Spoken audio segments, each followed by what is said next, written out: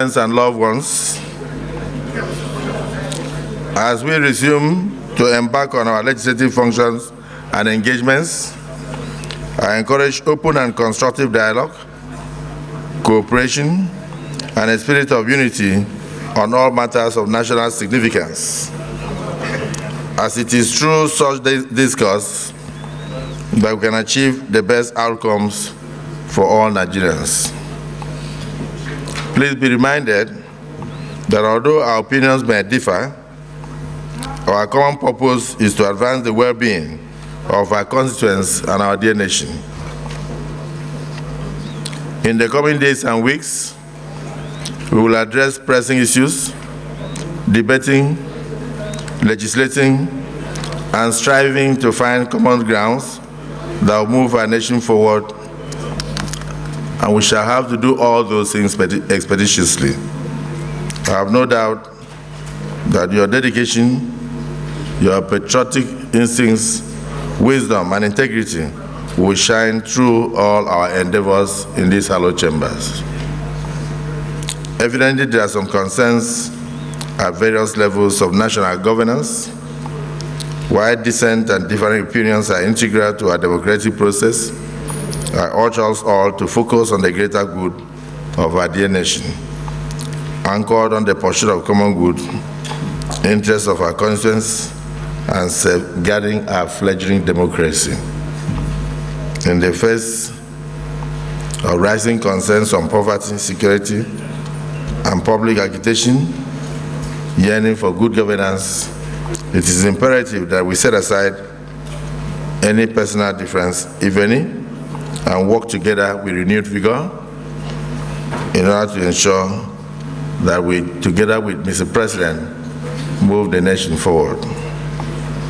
The challenges before us require unity, cooperation, and steadfast commitment to addressing the issues that affect the lives of all citizens, mindful of the fact that the responsibilities we bear are weighty and that our decisions impact the lives and livelihoods of countless citizens, even those yet unborn.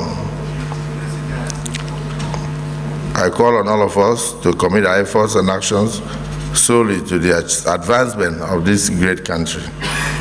Let us demonstrate that yes, indeed, though tribes and tongues may differ, in brotherhood we stand. We must remain resolute in order to surmount all the challenges, economically, financially, and in terms of security. Our constituents look forward to nothing but this. Lastly, I want to encourage all of us to put the interests of our great nation first in every single contribution on the floor of this chamber. The principles of democracy must be upheld, not just in Nigeria, but we must do things that will encourage democracy in our neighboring regions.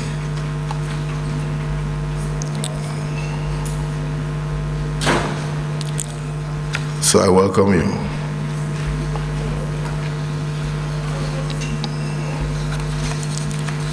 to this second quarter of our legislative session. Let us work tirelessly and collectively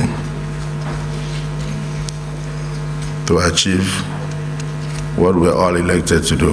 Finally, it is my fervent prayer that we shall not lose a soul in this chamber, and that no tragedy will come upon you and your families as you carry out your work. By the special grace of Almighty Allah, we shall succeed.